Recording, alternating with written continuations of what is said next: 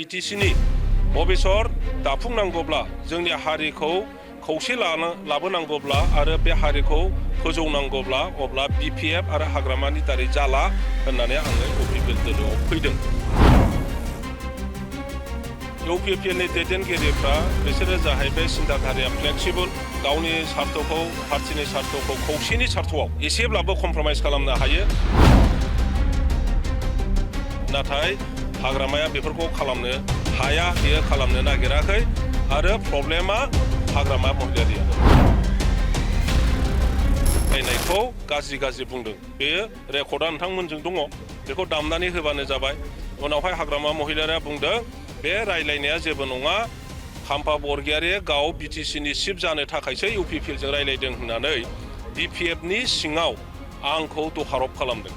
आरो जाय खोथाफ्रा देरलाङै आङो थाङै थुङै BTCनि भबिसत दाफुंनांगौब्ला जोंनि हारिखौ खौसे लाबोनांगौब्ला आरो बे हारिखौ फोजौनांगौब्ला अब्ला BPF आरो हाग्रामानि दारै जाला होननानै आङो UPPL दोलोआव फैदों।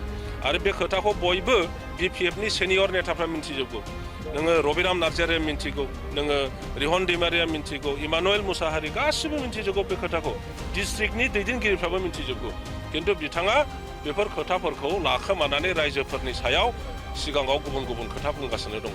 बिनि सायाव बिसास खालामनो नाङा, रायजोफोरखौ आं खावलायबाय।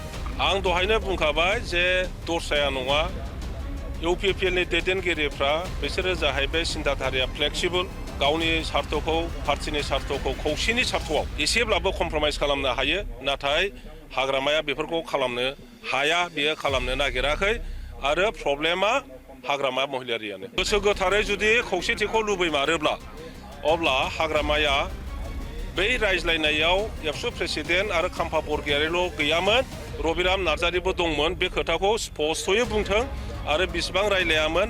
आं आरो चन्दनखौ BPFनि प्रेसिडेन्ट जानानै खाम्फा बरगयारिया BTCनि चिफ जानो नागिरनानैसो UPPLजों रायलायदों होननाय खोथाया मा खोथामोन बेखौ रायजो राजाफोरनि सिगाङाव क्लेरिफिकेसन खालामथों बियो, जे खाम्फा बरगयारिया जे BTCनि चिफ जानाय उद्देश्य लानानै UPPLजों रायलायाखैमोन।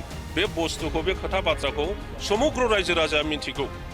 गतिके आंखौ जेसेबां बांसावदों बिथाङा माइनास जाबाय थादों। आं खावलायो दाबो बिपदआ जोंनि बर' जाथिनि बिपदआ सोरबा प्रमद बर'निल' नङा, बिपदआ सोरबा हाग्रामा महिलारिनि नङा, बे जाथिनिसो बिपद। गतिके गाबोन समफोर फैगासिनो थानाय दिनाव बर' जाथिया गोबां बिपद सौदावबावगोन। बे बिपदनिफ्राय बारग'नो थाखायसो, मुक्त खालामनो थाखायसो जोङो खौसेथिया प्रयोजन।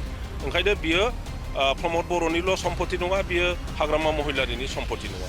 ओंखायनो जाथिनि सार्थआव हाग्रामा महिलारिया गाव मोजां गोसो लानानै आगोलबोथों, गावनि सार्थफोरखौ एसे एनै कमप्रमाइज खालामलायथों, नागारलायथों। प्रमद बर'आबो नागारगोन, UPPLआ जेब्लाबो नागारनो थियारि जादों। बे खोथाखौ आगोलावबो बिथांमोना फोरमायखादों। ओंखायनो आं हाग्रामा महिलारि बिथांखौ खावलायो जे मोजां गोसो लानानै आगोलबो आरो जाथिनि सार्थनि थाखाय खौसे जानायनि बेलायाव असम्भबनाय जेबो गैया, जिकुनु मुहूर्तआव खौसे जानो हानायनि परिस्थिति जों बानायनांगौ।